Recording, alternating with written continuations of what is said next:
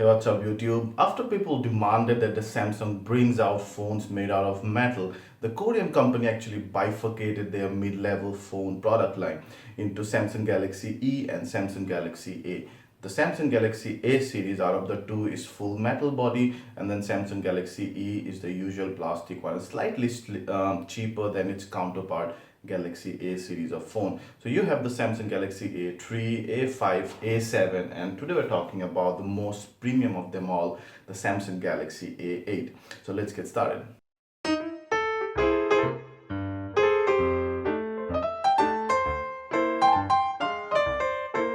So you have a pretty minimalistic looking blue color box out here on the back of which you'll find that the quick specs are listed. This one, the MRP is 35,500, but the MOP could be slightly less. Now once you open the box, on the top you would find the phone itself.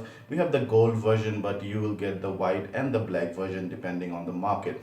Once you take off the phone and go further in, you'll find a 2 ampere wall charger. You'll find the micro USB 2.0 cable, the brilliant premium quality in-ear earphones, extra earbuds, and the SIM tray opener and your usual manual. So everything that you can expect, the accessories that should come with your premium phone are there.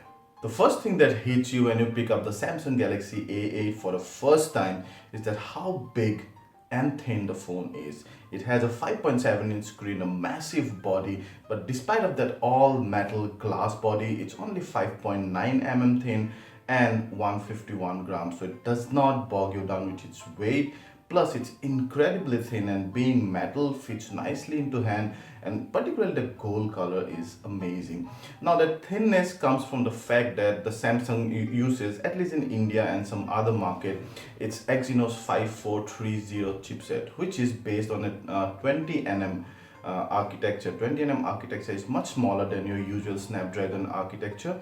So that enables Samsung to fit in an octa-core chipset which has a 1.8 GHz quad-core plus 1.3 GHz quad-core CPUs into this incredibly thin metal body. And it does not also heat this up. We're going to come back to that later, but all in all, a brilliant metal body, fits right into hand, does not feel much weighty, and that thinness, it's just incredible. So you have that 5.7-inch super AMOLED screen, full HD screen. Your front camera is a 5 MP camera. You have the usual earpiece and notification LED lights and stuff. Below you would have the typical Samsung home button and then shortcut keys. On the left you have the volume rocker and space for your SIM card and micro SD card. Now remember, you cannot have both the SIM cards and the micro SD card all three together. You can have the SIM 1, that's the dedicated nano SIM. The second SIM slot would either accommodate a nano SIM or a micro SD card. Remember that you'll also have the micro USB 2.0 port and 3.5 mm jacks and power buttons and two noise cancelling mics. Behind you have a 16 MP autofocus camera accompanied by an LED flash and your speaker grill. You cannot open the back flap, which hides a 3050 mAh battery. So all in all, it's a big battery as well. So all in all, an incredibly thin, relatively light, full metal, very premium looking gold color phone here. The display of the A8 is quite bright and crisp, so it has a full HD resolution of 5.7-inch screen. Now that comes to about 384 ppi, and it's not incredibly sharp like full HD on a 5-inch screen or 2K on a 5.5-inch screen, but still it's very bright and crisp. On top of that, it renders the colors pretty accurately. There's something very good, and about the Super AMOLED screen, they have incredible viewing angles. So overall, a very satisfying display. If there's one good thing about the bigger companies like Samsung, they do not compromise on the ROM that they give to even the mid-level and the premium level phones. So even here, you would get the updated OS, Android Lollipop 5.1.1. They do not cut on the price on that. You have the brand new TouchWiz on top of Android 5.1.1. You have the usual Google Android apps plus some of the third-party apps. Surprisingly, WeChat, I don't know from where WeChat came out of the blue. Anyway, you also have the Microsoft apps now. You do not have Dropbox anymore. You instead get 100 GB of OneDrive space. Apart from that, you also have some Samsung's in-house apps. But the good thing about all these apps are that many of those, including some of the in-house apps, can be disabled by going to the application manager if you do not need them, so that they do not eat into your RAM. Now, I've seen that out of 32 GB, you get roughly about just under 25 GB of available storage, which is good. But the RAM usage, even when you're not running anything on the background, is slightly on a higher side.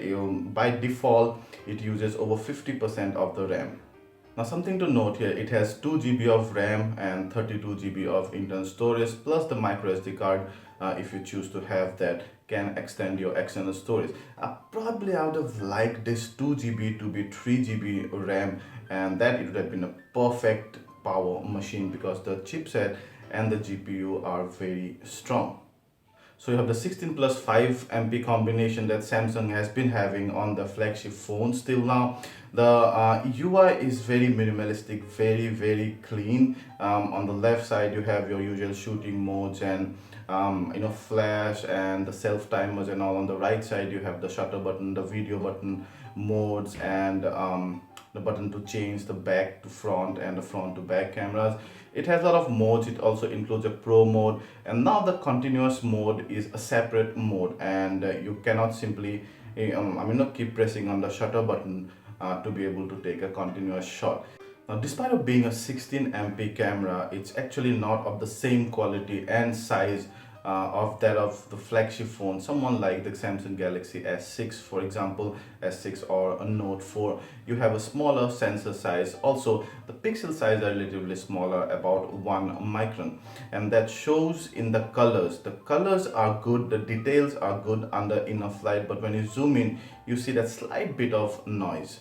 Also, under low light, the details drop down drastically. But then, these new camera technologies are actually, could cope up quite well even at high ISO. But still, I would say under very low light, the pictures aren't exactly printable.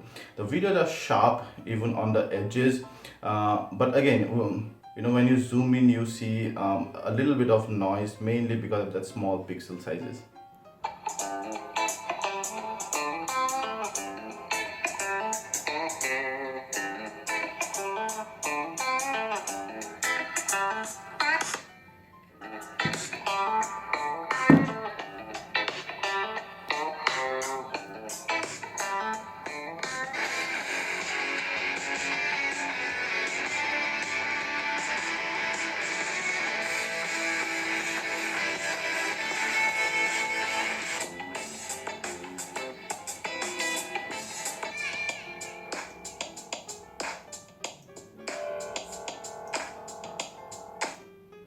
The sound quality, well, is only about average. I'm talking about the speaker. Via the earphones, it's great. The bass is heavy and the treble is just about right. But the speaker is just not loud enough.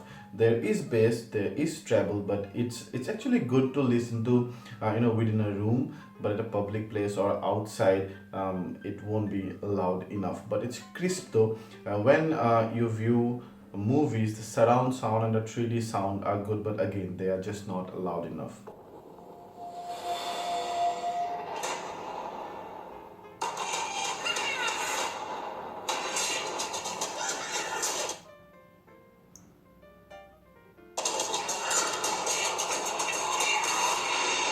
You guys, did you see that? I just was like, what?